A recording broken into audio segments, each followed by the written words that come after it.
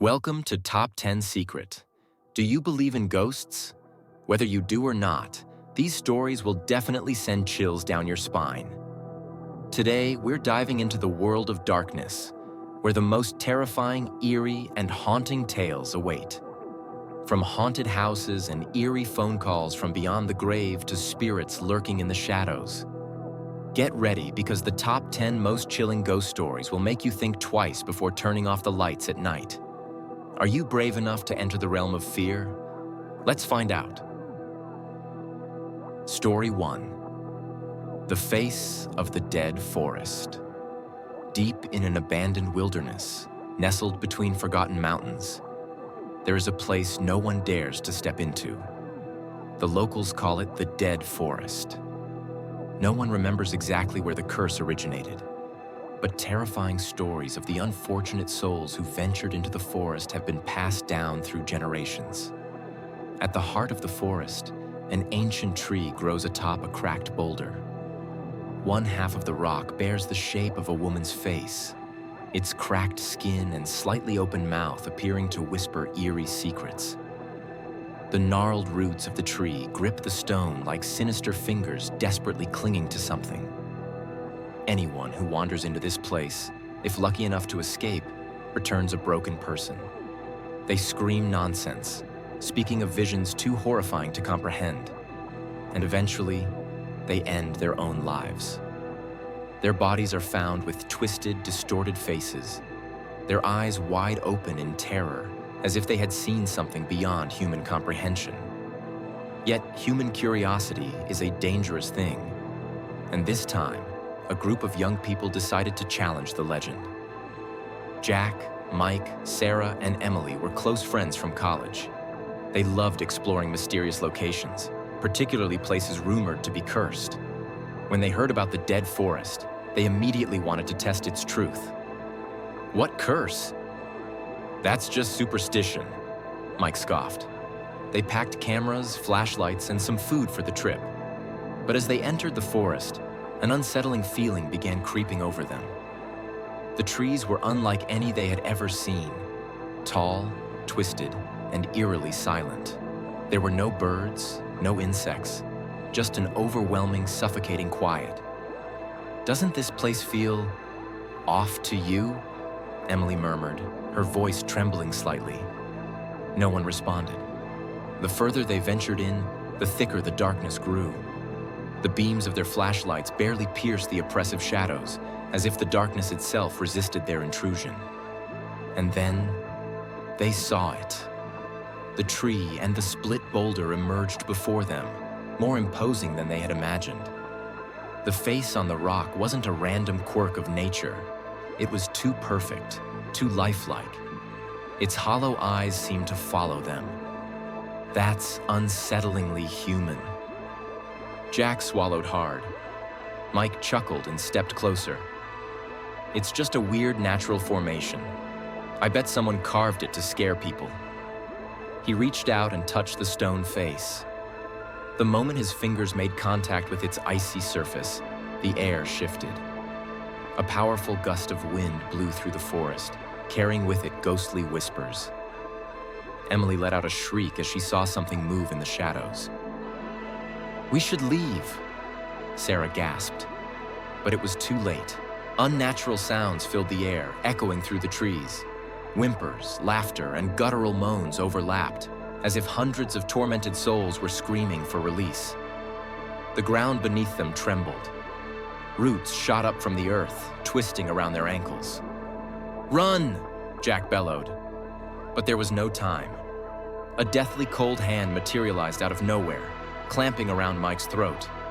He was dragged towards the stone face, his eyes rolling back, mouth frozen in a silent scream. "Mike!" Sarah and Emily shrieked, but they were powerless to help. Mike's body was pulled into the rock. He didn't fall into a hole. He wasn't dragged underground. He became part of the face on the boulder. The hollow eyes of the stone were now Mike's eyes. His mouth, twisted in a permanent scream, was frozen in sheer horror. Jack, Sarah, and Emily ran for their lives, never daring to look back. But the nightmare wasn't over. That night, Back at home, Sarah couldn't sleep. She felt eyes watching her. When she looked in the mirror, she saw Mike's reflection standing behind her. "Help. M.E. the ghastly voice whispered. Sarah spun around, but there was nothing there. Just endless, suffocating darkness. The next morning, Sarah was found hanging in her bedroom, her face contorted, her eyes wide with paralyzing terror. Jack and Emily vanished without a trace. When the townspeople ventured into the forest, they discovered that the rock now bore 3 additional faces: the grotesque, twisted visages of Jack, Mike, and Sarah. And the cursed souls continued to wait for the next unfortunate visitors. You have seen. Now you belong here too.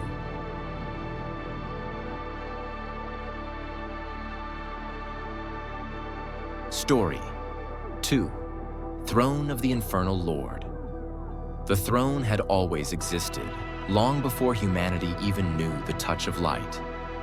Deep within the abyss, in the blackened chasms where no sun could reach, a dark sovereign ruled over the realm of torment and eternal decay. He was known by many names: the King of Corpses, the Infernal Lord, the one who sits upon the throne of bones. No mortal dared utter his true name, for those who did were cursed for eternity. And tonight, the gates of hell would open once more. James Holloway had spent his entire life chasing forbidden knowledge. A historian by trade, but an occultist by obsession, he had spent years tracking down the Black Codex, a book of infernal power said to hold the secrets of summoning an entity beyond human comprehension. His search had led him to an abandoned monastery, hidden deep within the Appalachian Mountains, where the final piece of his unholy puzzle lay waiting. Inside the ruinous halls, James stood before an ancient altar covered in archaic symbols. The air was thick with decay, the scent of rotting wood and something else, something foul, something old. He placed the book upon the altar and, with trembling hands, flipped to the forbidden passage. His voice wavered as he began to recite the incantation, an ancient tongue that clawed at the walls of reality itself. A tremor rippled through the ground. Shadows thickened, taking on forms that moved without light to cast them. The air grew heavy, pressing against his chest like the hands of the damned. Then came the voice. "Who dares disturb my slumber?" It was not spoken in words, but in pure, suffocating malice. The air itself carried the sound, forcing its way into James's mind. He fell to his knees as the stone beneath him cracked, revealing an abyss of writhing darkness. From the depths, a colossal figure began to emerge. The Infernal Lord sat upon his throne of bones, his skeletal visage illuminated by the molten glow that oozed from his very being. His eyes burned with eternal fire, twin voids of suffering and hunger. A crown of jagged black metal rested atop his head, its spikes adorned with the skulls of those who had summoned him before. James could not breathe. The sheer presence of the being before him was enough to shatter sanity. "You have called me forth, mortal. Tell me, what is it that you seek?" James clenched his fists, fighting to steady himself. "I seek knowledge beyond this world. I seek power. Make me immortal." The Infernal Lord tilted his head. A grotesque smile split across his skeletal face. "Ah, another one." With a flick of his wrist, the abyss beneath James deepened. He could feel unseen hands grasping at his ankles, pulling, tugging, hungry for his soul. "You desire power? Immortality? Do you truly understand what you ask for?" James nodded, desperation clouding his judgment. "I will pay any price." The Infernal Lord let out a laugh, a sound like grinding bones and the howls of the eternally damned. "Then take what you seek." James barely had time to react before the darkness lunged for him. Pain erupted through his body. It was beyond anything he had ever felt. His bones shattered and reformed, his skin split open, molten fire coursing through his veins.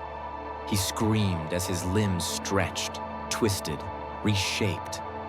His flesh peeled away in burning ribbons, revealing the writhing horror underneath.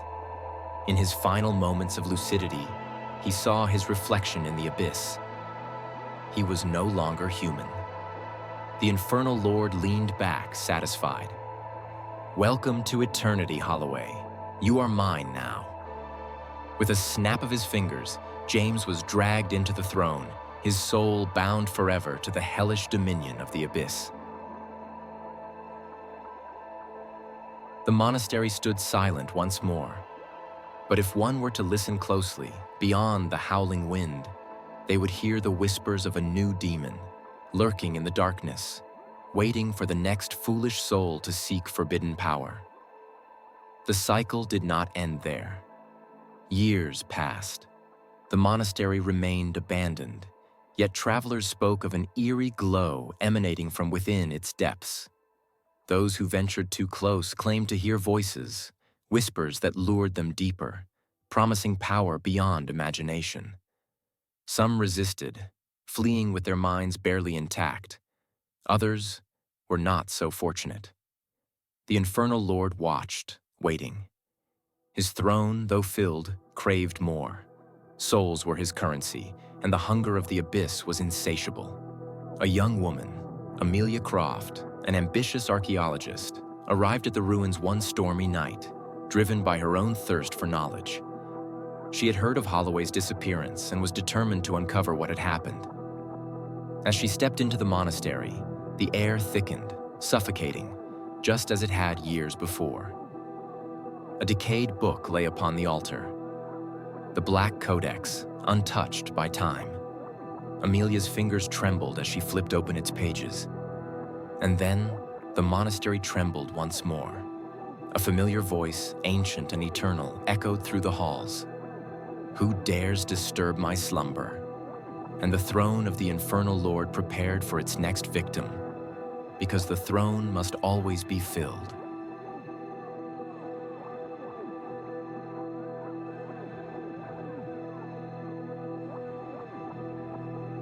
Story 3. The Watcher of the Dead City. The city had once been alive, a thriving metropolis teeming with people, with laughter, industry, and ambition.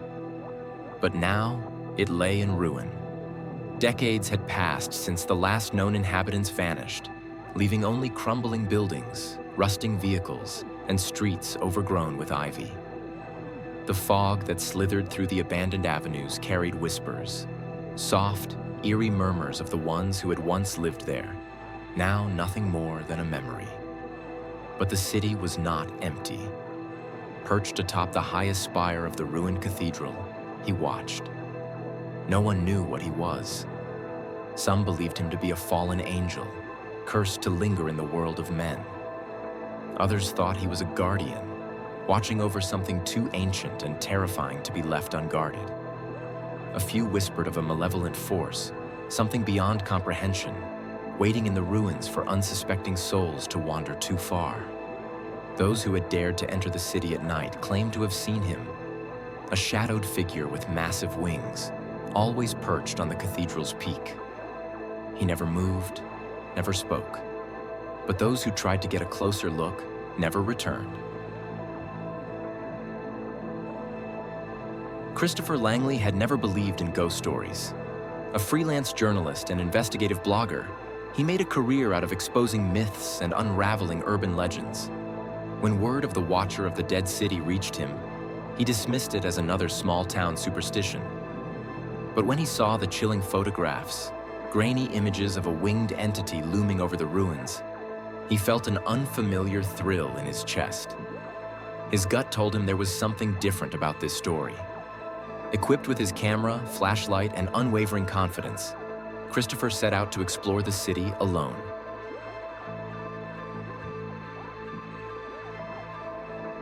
As he crossed the bridge leading into the heart of the city, the world seemed to grow unnaturally quiet.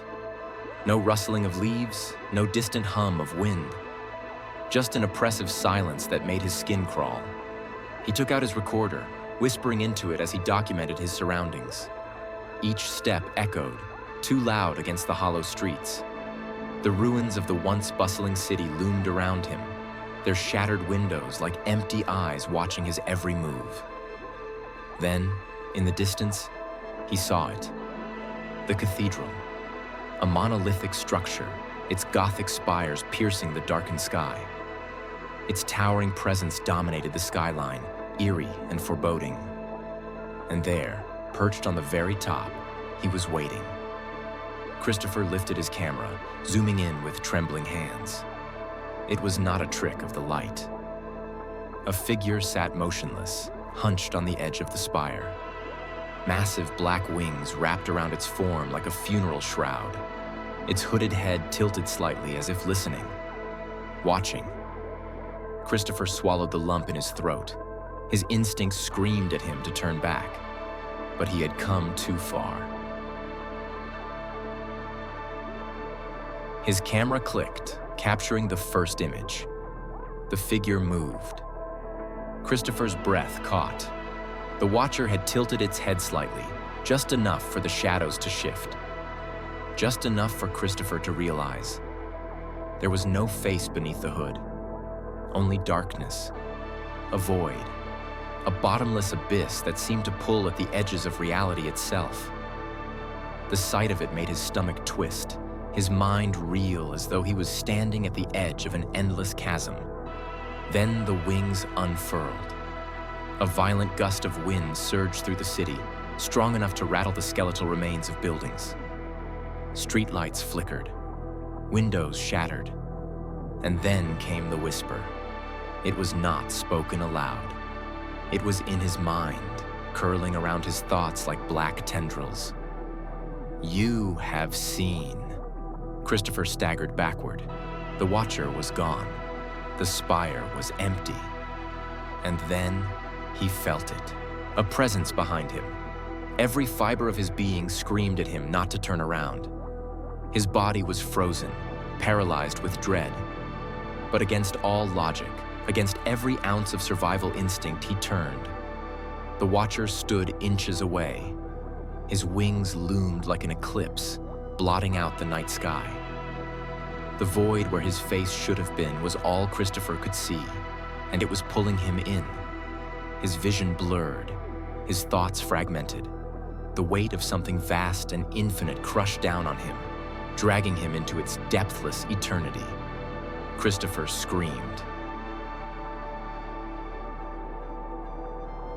Days later, a search party entered the city, drawn by reports of an abandoned car on the outskirts.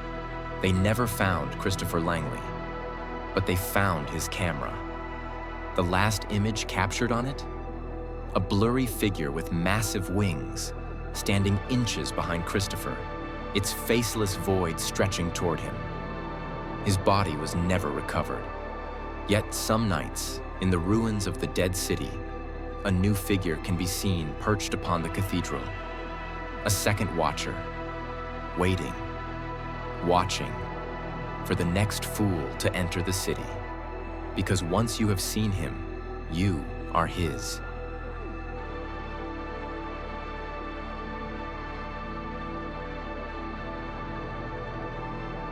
Story 4, The Final Chess Game. The legend had been whispered for centuries, a story that spread like wildfire among gamblers, chess players, and those who thought themselves clever enough to outwit fate. They spoke of a game, a chess match against something beyond human comprehension. The prize was unknown, but the cost of losing, that was clear. Your soul. Most dismissed it as folklore, a ghost story meant to frighten the arrogant. But every few years, a new name would disappear without a trace, only for rumors to surface of someone sitting at an ancient stone chessboard in a forgotten graveyard, playing against a figure cloaked in darkness, whose face was nothing but a skull. And then came William Mercer. William was no ordinary chess player. He was a grandmaster, one of the best in the world. His mind was an impenetrable fortress, his strategies flawless. He had spent his life dominating the board, dismantling opponents with mechanical precision. And yet, he felt nothing. Victory had become meaningless. He craved a challenge, something that would make his heart race again. So, when an unmarked envelope arrived at his hotel room in Prague, he barely hesitated before opening it. Inside was a single sheet of parchment, aged and cracked, with an inked message scrawled in an unfamiliar hand. The final game awaits, if you dare. Beneath the words was a set of coordinates, a graveyard, far outside the city limits. Midnight. A chill crept up William's spine, but excitement overpowered it. He packed his set and hailed a cab. The graveyard was ancient, forgotten by time. The moment William stepped past the rusted gate, he felt the air shift, as if reality itself had bent around him. A thick fog slithered along the tombstones, carrying whispers he couldn't quite understand. And in the center of it all stood the chessboard. It was carved from obsidian and bone, the pieces set in perfect order, gleaming unnaturally in the moonlight. Across from it, sitting motionless, was his opponent. A cloaked figure, its face obscured beneath a hood. The robe it wore looked like woven shadows, shifting and writhing. But it was the skull beneath the hood that made William's breath hitch. Hollow sockets burned with an unseen fire. The grin of death itself stretched eternally across the ivory surface. The figure raised a bony hand and moved a pawn forward. William swallowed. He had faced world champions, geniuses, and prodigies. But this felt different. The pressure in the air was suffocating, as if unseen hands pressed against his chest. Yet, he was here to win. He sat and moved his piece. From the very first move, William knew this was unlike any game he had ever played. The opponent was perfect. Every response was precise, every counterplay flawless.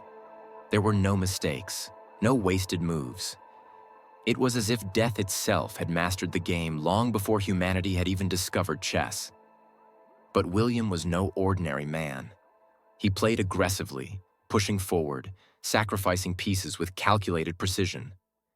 He felt his confidence grow, an almost euphoric certainty that he could win. But then the board began to change. With each captured piece, a low, guttural scream echoed through the graveyard. The air grew colder. The fog thickened, revealing shapes moving in the mist, shapes that should not exist. And then he saw it. Each captured piece was not merely removed. It was replaced by a writhing, spectral figure, clawing at the edges of the board, their faces twisted in agony. They are the ones who lost before you. The voice was not spoken aloud. It slithered into William's mind like a parasite, dark and ancient, carrying the weight of centuries of suffering. William clenched his jaw. He refused to be one of them. He made his move. Minutes turned into hours. The game was a battle of wills, of logic and survival. But William saw it, an opening, a single mistake in the Spectre's play. He had maneuvered death into a forced checkmate. His heart pounded. This was it. He would win. With a trembling hand, he reached forward and moved his queen into position. Checkmate. Silence. The graveyard seemed to hold its breath. Then, death laughed. It was a horrible, crackling sound, like bones snapping under immense pressure. The skull tilted forward, empty sockets burning with a knowing amusement. Do you truly believe you have won? The air shifted. The board melted away, the pieces twisting into ash, the graveyard fading into darkness. William tried to move, but he was frozen in place. His body no longer obeyed him. You have played well, mortal. But did you ever wonder what winning truly meant? The figure stood, towering over him now. The skeletal hand extended toward William's chest, and he felt his heart stop. A game against me has only one outcome. You won the match, but you lost the wager. The realization struck him with horrifying clarity. This was not about winning or losing. This was about replacing. William tried to scream, but no sound escaped as his soul was ripped from his body. His vision blurred, twisted. The last thing he saw was his own lifeless corpse slumping forward on the other side of the board, where death had sat. And then, he opened his eyes. He was standing. His hands were skeletal, the cloak wrapped around him like living shadow. Across from him, a new opponent had appeared. A young man, eyes filled with the same arrogance William had once carried. He sat down, placing his hand on the first piece. "Your move," the young man said. William, no, death, smiled beneath his hood. He raised his bony hand and moved a pawn forward. The game continued.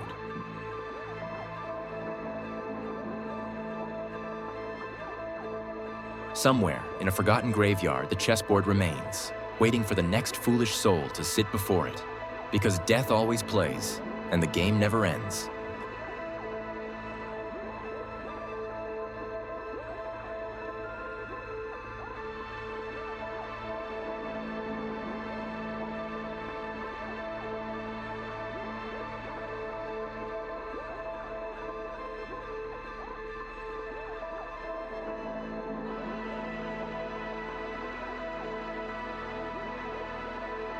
Story 5.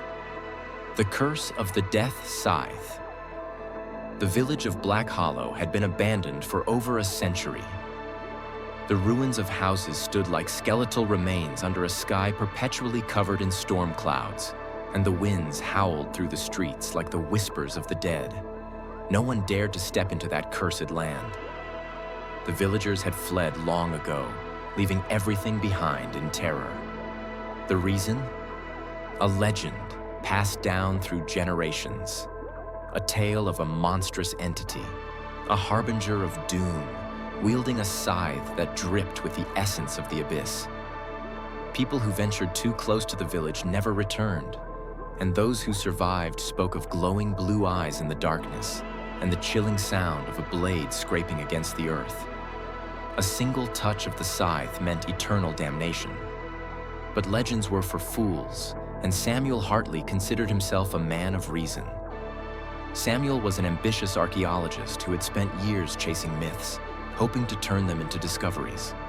When he heard about Black Hollow, he dismissed the warnings as simple superstition. He believed there had to be something valuable buried there, hidden within the abandoned ruins. Ignoring the pleas of the locals, he set out with his equipment, ready to uncover the truth behind the village's dark history. He arrived at sunset.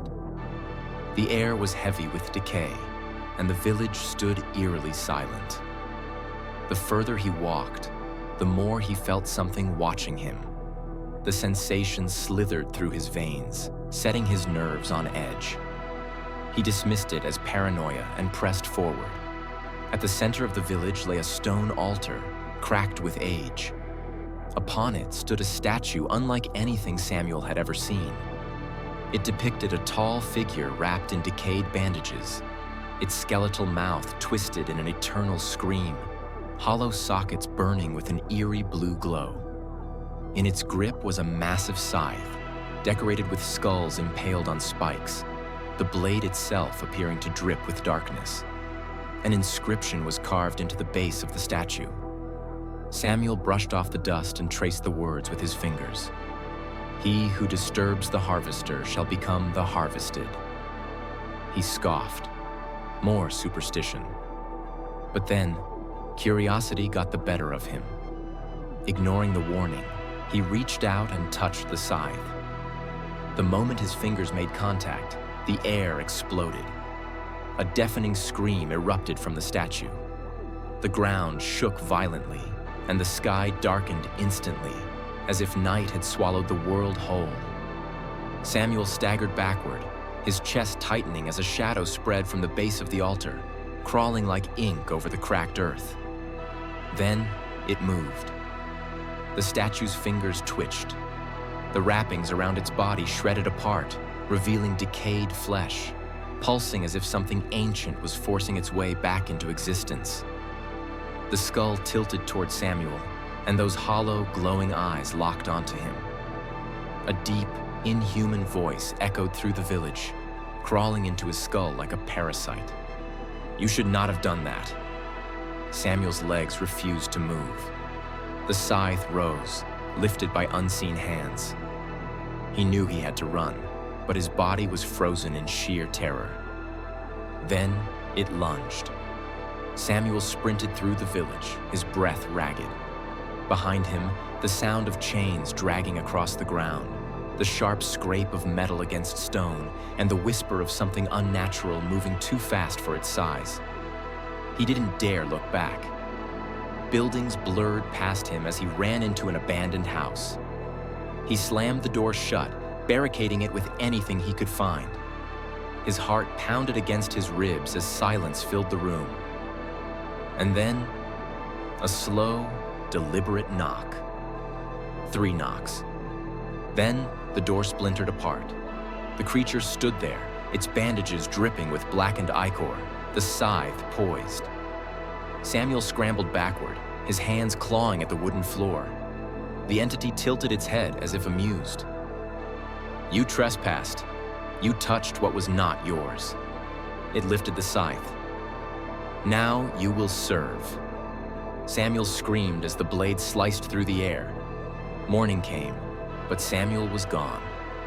All that remained in the village was a new statue beside the altar. It depicted a man, frozen in a final, desperate scream, his hands reaching out as if trying to claw his way back to life. And in its hands, a scythe now dripping fresh blood. The legend continued, and somewhere in the cursed village, the harvester of souls waited once more. Because the scythe always seeks another hand to wield it, and the harvest never ends.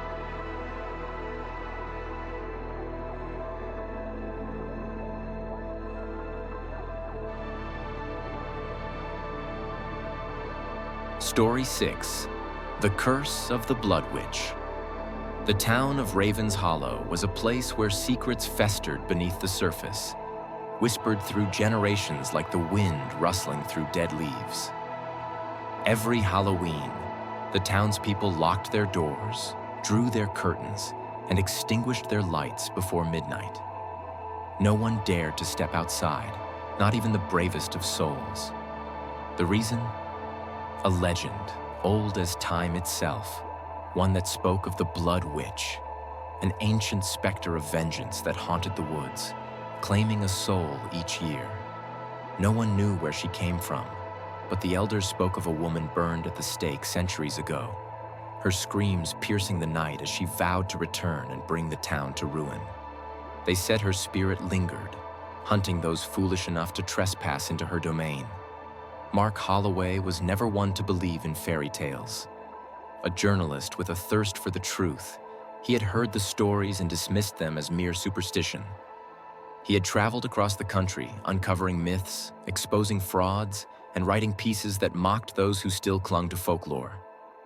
When he learned of the Blood Witch, he knew he had found his next big story. He arrived in Raven's Hollow on October 30th, armed with nothing but his camera, his voice recorder, and an insatiable curiosity. The townspeople refused to speak to him. Those who did only had one thing to say: "Leave before midnight." Mark laughed.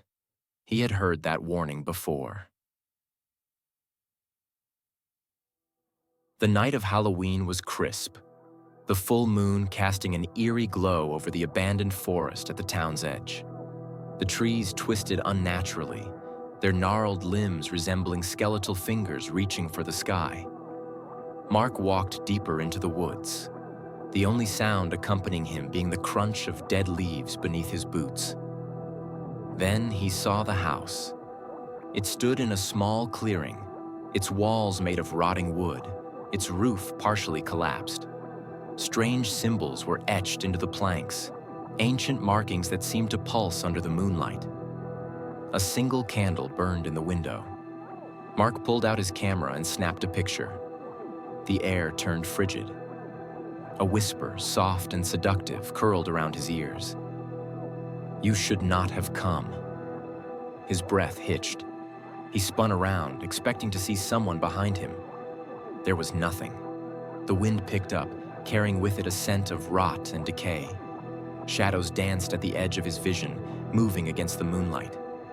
He tried to steady himself, shaking off the unease clawing at his spine. And then, he heard the laughter. Low at first, like a distant echo. Then it grew louder, closer, surrounding him. A chorus of giggles, of whispers, of voices that should not exist. His heart pounded against his ribs. He turned back toward the house. The candle in the window had gone out. Mark forced himself forward. His camera trembled in his hands, but he had come too far to turn back now.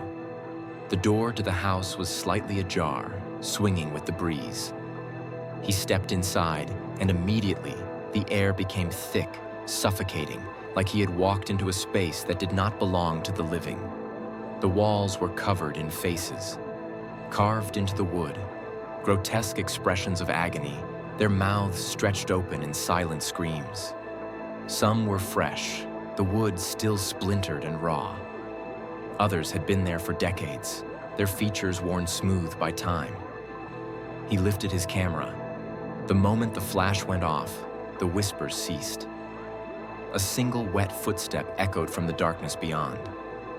His fingers fumbled as he turned on his flashlight, the beam cutting through the inky blackness. At the far end of the room stood a woman. Her dress was in tatters, clinging to her skeletal frame. Her hair, long and tangled, floated as if she were submerged in water. Her skin was ashen, cracked, bleeding, and her eyes bled. "You see me," she whispered. Mark staggered back, his throat too dry to scream. "Now, you will join them."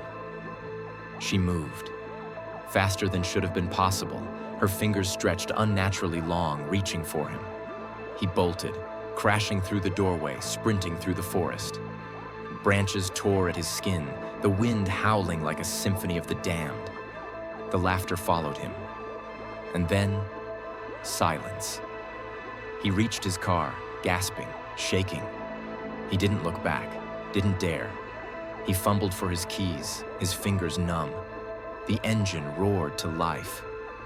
And then, she was in the back seat. A clawed hand clamped over his mouth, a whisper in his ear. "You are mine." The world spun into darkness. The next morning, the townspeople of Ravens Hollow found his car parked at the edge of the forest, the driver's seat empty. But on the passenger seat, they found his camera. The last image taken? A grainy, unfocused shot of a woman with hollow, bleeding eyes, smiling as she reached for the lens. Mark Holloway was never seen again. But on Halloween night, if you dare venture too close to the forest, you might hear his screams. Or worse, you might hear the laughter. Because the Blood Witch always takes what she is owed. And the curse never ends.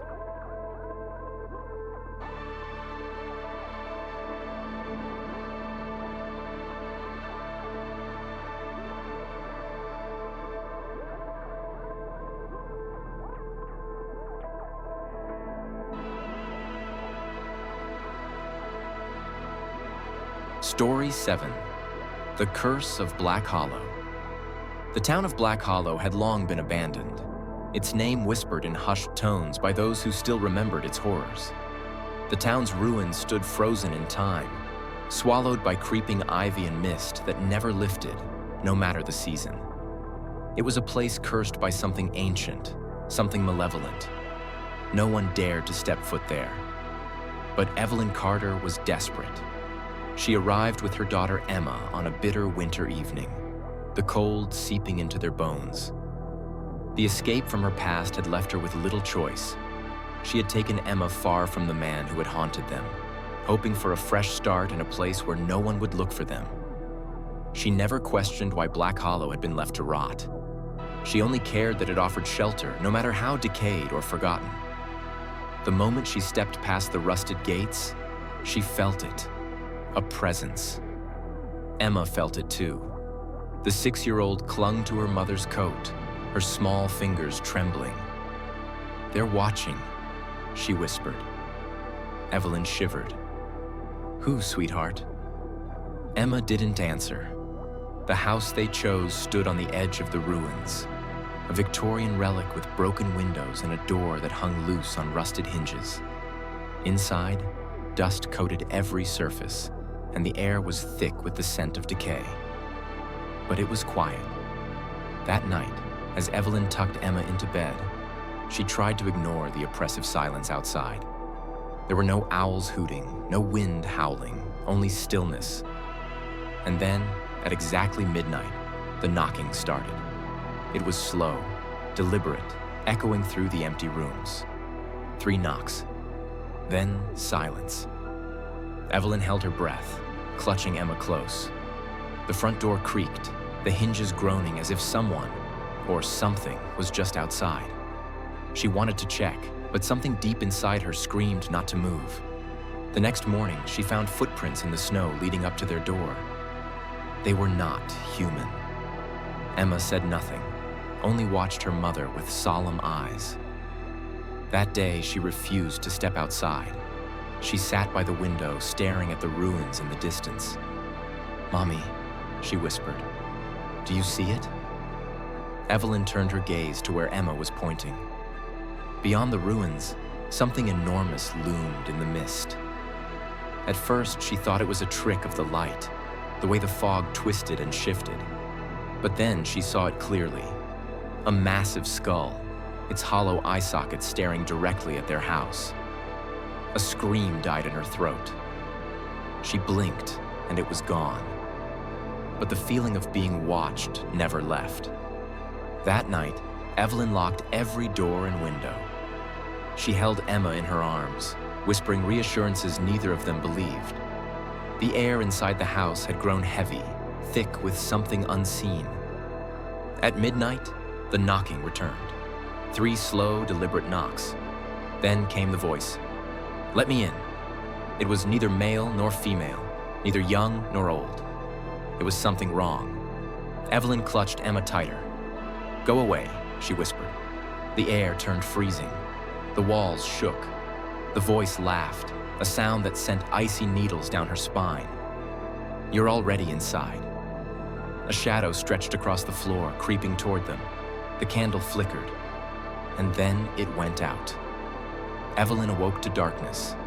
Emma was gone. Panic surged through her as she stumbled through the house, calling her daughter's name. The front door was wide open. The footprints in the snow led away from the house, deeper into the ruins. She ran, barefoot, the cold biting at her skin. The mist had thickened, swirling around her, whispering in voices she could not understand. And then, she saw her. Emma stood at the base of a staircase that led to nowhere, her tiny hand clasped in the grip of something unseen. "Emma!" Evelyn screamed, but the child did not move. And then Emma turned. Her eyes were black voids, her lips curled into a smile too wide, too unnatural. "You took too long, Mommy," she whispered. A sharp pain exploded in Evelyn's chest. She looked down. Hands, rotting, skeletal hands, were clawing their way out of the ground, dragging her down. The earth split open beneath her, revealing an abyss of writhing bodies, endless darkness, and mouths that screamed without sound. The last thing she saw was Emma standing at the edge, watching with something that was no longer human. Black Hollow remained silent the next morning. The house stood empty once more, its door swinging gently in the breeze. There was no trace of Evelyn or Emma, only a new statue standing in the ruins, depicting a woman screaming, reaching for a child who no longer needed saving. And in the fog, the skull watched, waiting, because the town of Black Hollow always claimed what was owed, and the curse never ended. Years passed, but Black Hollow remained untouched. People who wandered too close spoke of whispers carried by the wind, of flickering candlelight in the abandoned house, of shadows that moved when no one was there.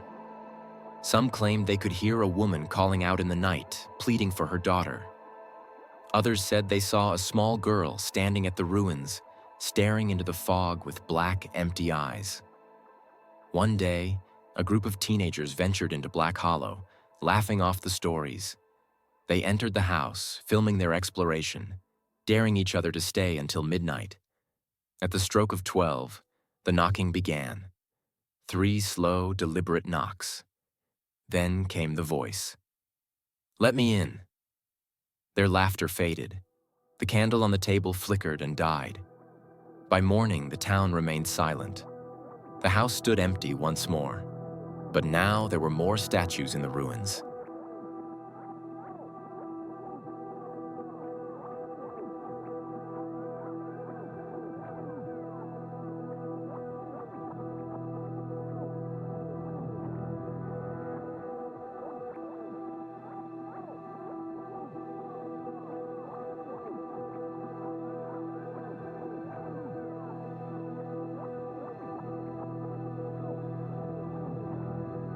Story 8, The Failed Experiment. No one remembered exactly when Blackwell Laboratory was shut down. Once a beacon of medical innovation, it had promised breakthroughs in human longevity until something went horribly wrong. The facility was sealed overnight. Its researchers disappeared, its halls left to rot beneath layers of dust and silence. Officially, it was classified as an accident. Unofficially, people whispered about something escaping. They said that, even now, if you stand near the ruins, you can hear whispers and groans, as if the echoes of the past were trying to claw their way back into the present. Michael Grayson didn't believe in ghost stories. A hard-nosed investigative journalist, Michael made a career uncovering the truth behind urban legends.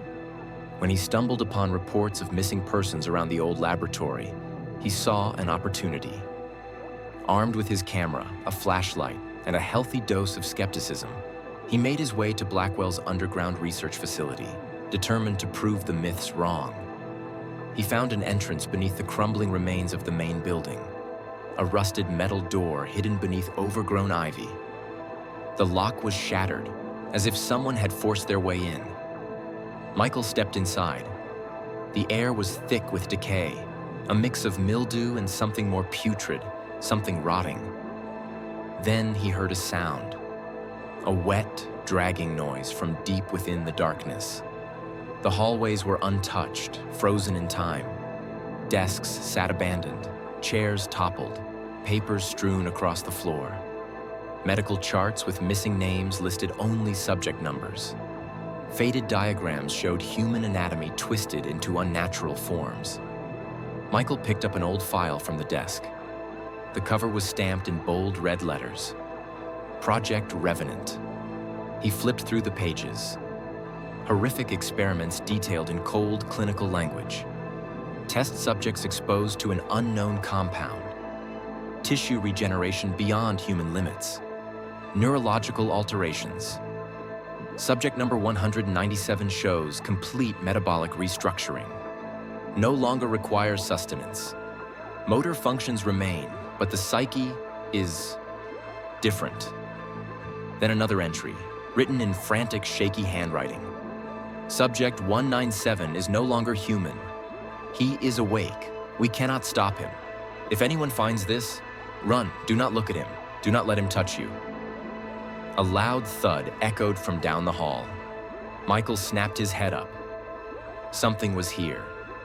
The overhead lights flickered, barely illuminating the corridor ahead. Shadows danced unnaturally along the walls, stretching and twisting as if they had minds of their own. Then he saw it. A figure moving at the end of the hallway. It was not human anymore.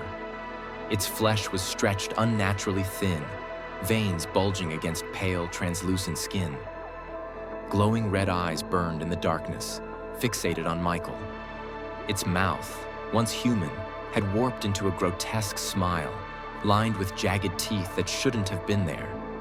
But what was worse were the tendrils, Thin, web-like strands of sinew extending from its chest, pulsating as if alive. It lifted one hand, reaching out. Michael bolted. He ran through the maze of corridors, the creature's footsteps echoing too close behind. The wet sound of its breathing filled his ears, a guttural rasp mixed with something else, something like laughter. He turned a corner and slammed into a rusted door, shoving it open. Inside was a control room, filled with old monitors and dead terminals. But one screen still flickered, a video feed from one of the lab's hidden cameras. Michael turned to look. His breath caught in his throat. The footage was grainy, distorted by time, but the image was unmistakable. Rows of subjects strapped to tables, their bodies twitching, changing. And in the center, subject number 197, tearing through the doctors as they screamed in vain. The last frame showed a scientist staring at the camera, terror in his eyes, before being pulled into the darkness by something unseen. A whisper crawled through the room. You came looking for the truth. Now you are part of it. Michael turned, too late. The next morning, local authorities found Michael's car abandoned outside the ruins of Blackwell Laboratory. There was no sign of him, but his camera was recovered, left on the floor of the control room. The footage was corrupted, but one frame remained. A blurred image of something standing just behind Michael, its eyes burning like embers, its tendrils stretching toward him. Blackwell remains abandoned to this day. But some nights, if you listen closely, you can still hear the laughter. And if you step too close to the ruins, you might never leave.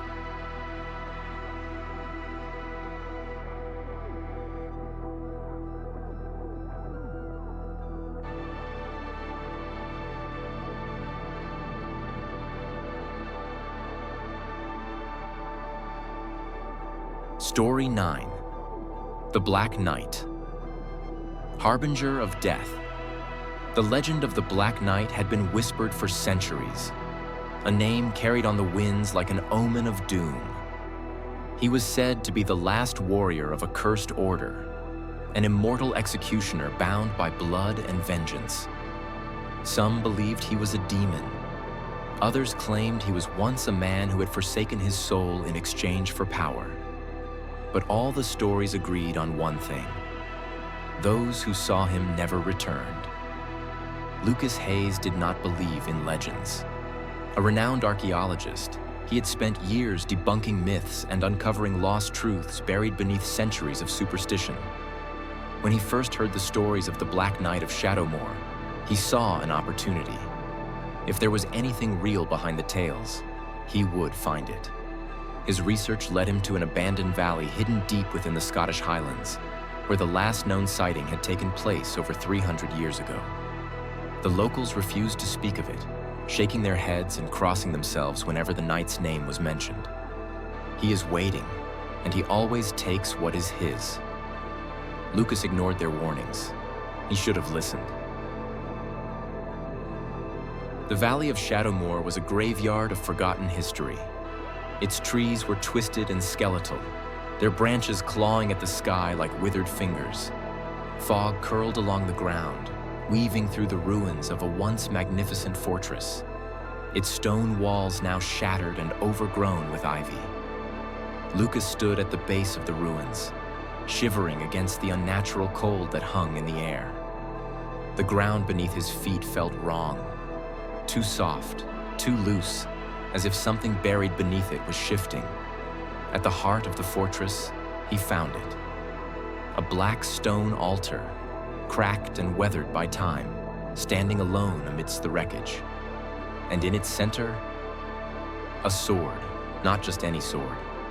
A massive obsidian blade embedded in the altar, its edges shimmering with a faint, otherworldly glow. Strange, ancient runes were etched along its surface, their meaning lost to time. The sword pulsed, as if it was alive. Lucas hesitated. The air had become deathly silent, the wind vanishing, the very world holding its breath. Then, he touched it, and the earth screamed. The sky darkened in an instant, the moon bleeding red, casting the valley in a crimson glow. The ground shuddered beneath his feet, a deep, guttural groan echoing from the ruins. A shadow rose from the darkness, emerging from behind the altar, a figure clad in tattered black armor, its form engulfed in swirling mist. The Black Knight had awakened. Lucas stumbled backward, but the knight moved too fast for something so massive. A gauntleted hand seized the hilt of the cursed sword, pulling it free from the stone with an ear-splitting shriek. The blade, now fully unleashed, dripped with fresh blood, as if it had just claimed a soul. Then, the knight lifted his head. His helmet was featureless, no face, no eyes, only endless darkness staring back at him. A voice, ancient and hollow, echoed inside Lucas's mind. "You have freed me. Now you will take my place." Lucas turned to run, but the valley had changed. The ruins were gone, replaced by an endless battlefield of corpses stretching beyond the horizon.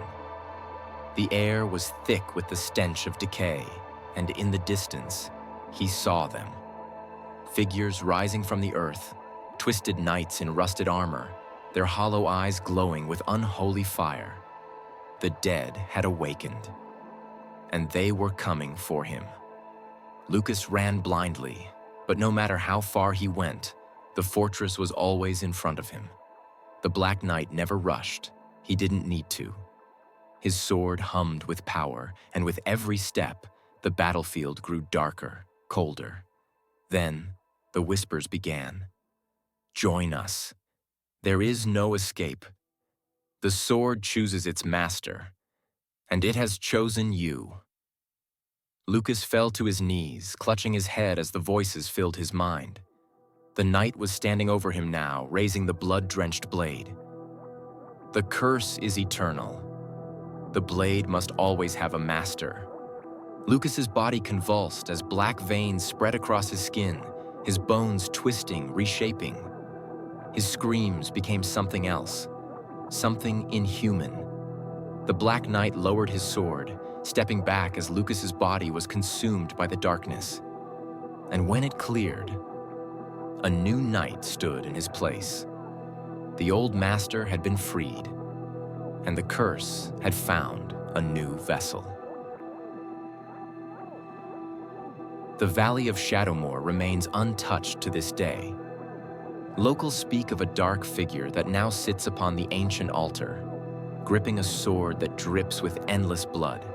Some say that on nights when the moon turns red, you can hear the clash of unseen battles, and if you listen closely, the voice of a man screaming in endless torment. Because the Black Knight never dies. He only waits for the next fool to set him free.